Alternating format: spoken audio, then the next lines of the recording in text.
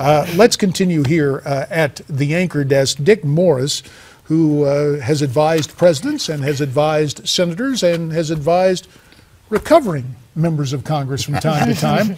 So, Dick, you cannot divorce the political from the practical situation here now. And the whole notion of a, quote, summit on violent extremism seems to me, mindful of Rick Unger's criticism ringing in my ears, seems to me to be misplaced energy instead of dealing with the immediate military and economic threat. Well, I think it's distracting. I think that like I said, you're dealing with terrorism, which means you're dealing with the tentacles, but at the same time that he's negotiating to make an atomic power out of the center of the octopus, the head. And I think that's ridiculous. I was interested in Jeb Bush's speech yesterday, and it is so interesting. Can we talk about? Yeah, sure, he's his own man, right? Sons of famous fathers always have a problem, which is they start off with a high level of recognition because of their father. Then as we get to know them, we get to know who they're not. Because which of us at the start of our careers is the equal of our father at his peak?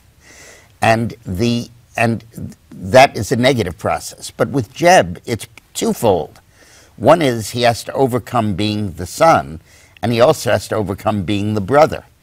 So there are these ghosts that haunt his campaign. Look, no matter what you think of the Bush administration, no matter what you think of George W. Bush, we all have to agree it did not end well. We ended up in a world-class recession, bordering on depression, and a damn near collapse of the financial industry. And we ended up with body bags galore from Iraq, which we didn't really have to have over the whole war. So at some point, his candidacy is bedeviled by the need to critique his brother. And he began in the gentlest sort of way. There were mistakes made. But he's going to have to come to grips with this thing because his opponent is George W. Bush. Fascinating way to set it up, brother versus brother. It's not a civil war, it's campaign 2016.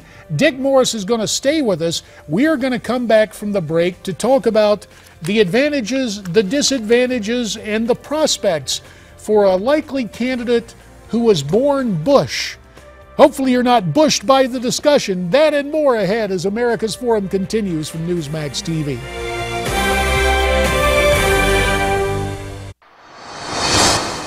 I'm my own man, and my views are shaped by my own thinking and my own experiences.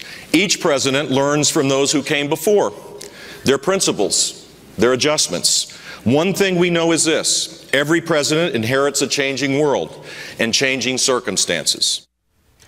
Jeb Bush speaking yesterday in Chicago, separating himself, loves his dad, loves his brother, but he's his own man. Let's continue with Miranda Kahn, J.D. Hayworth, and someone who knows quite a bit about the presidency, Dick Morris. He needs to learn how to use a teleprompter, otherwise he's going to get a stiff neck going up and down like that. Yeah.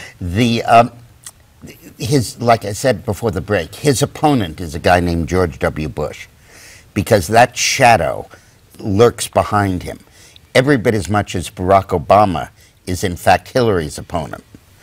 Because those two shadows, W against Obama, 2008 redux, are the shadows that hang behind the candidates.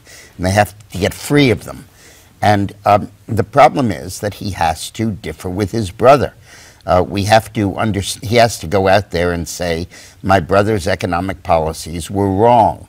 They led us to getting in this situation. He did talk about Iraq. What? He did talk about Iraq. Yes, but he said mistakes were made. He needed to say it. He needed to say we needed to do the surge earlier and then get out and leave a residual force. Unless he's specific about that, nobody's going to believe it. And nobody's going to let him be polite about it because he's running for president. And the end of George W. Bush's term was the most unspeakable disaster of almost any president leaving the White House. I can't think of another one other than Johnson or Nixon that left it in worse shape. And of course, the first election of George W. Bush reminded us all that we elect presidents not by popular vote, but by the Electoral College. Now, you've written something about the electoral cliff. Let's take a couple of minutes to talk about it. This is really important. Obama beat Romney by a little more than 3%. So everybody kind of assumes, well, if we beat Hillary by 4 points, we'll win. But that isn't necessarily true. Romney won 206 electoral votes. The next easy pickup is Florida, which is 29, and Romney lost that by 9/10 of 1 point. Pretty easy pickup. Next is Ohio. We lost it by 1.9. Any Republican has to win those two and probably will. But that won't get you elected. That puts you at 253 electoral votes and you need 271. Then you have to go into Virginia, 13 votes, which Romney lost by 3 points. Okay, maybe that's doable. But then that puts you 5 votes short. Then what you need to do is to win Colorado, which we lost by more than 5, Wisconsin, which we lost by 7, Pennsylvania, which we lost by 5, Iowa, which we lost by 6. These are all states where we lost by much more than the national popular vote. When you put it together, the Republican in 2016 has got to defeat Hillary in the popular vote by the same margin that Bush defeated Kerry in 2004, more than 2 points, because the Electoral College isn't like this. They're the states we carried, states we could almost carry, and then zoom, and then you got to all of a sudden jump off the cliff and get a whole lot of votes from those other states. That, by the way, in that context, Scott Walker makes some sense. Because he could take the 10 from Wisconsin and move it back up there, even though we lost Wisconsin by 7. And of course, as you were mentioning this, we took a look at your column about the electoral cliff at Newsmax.com. You mentioned Scott Walker. Yet a new poll has Mike Huckabee running about 7 or 8 points ahead of both Jeb Bush and Scott Walker. What about the Huckabee factor in these early days? Well, Iowa is early, of course, and you have Huckabee will do very well there because he's won it before. And Walker will do well because he's right nearby. Huckabee's problem is just like Jeb Bush's problem. He has a hidden enemy. His enemy is Reverend Mike Huckabee. And Governor Mike Huckabee is running against Reverend Mike Huckabee. The effort is to ghettoize Huckabee so he's just like Pat Robertson. All he's ever done is pray, never run a state. Huckabee's run a state for 10 years. He was the governor of Arkansas.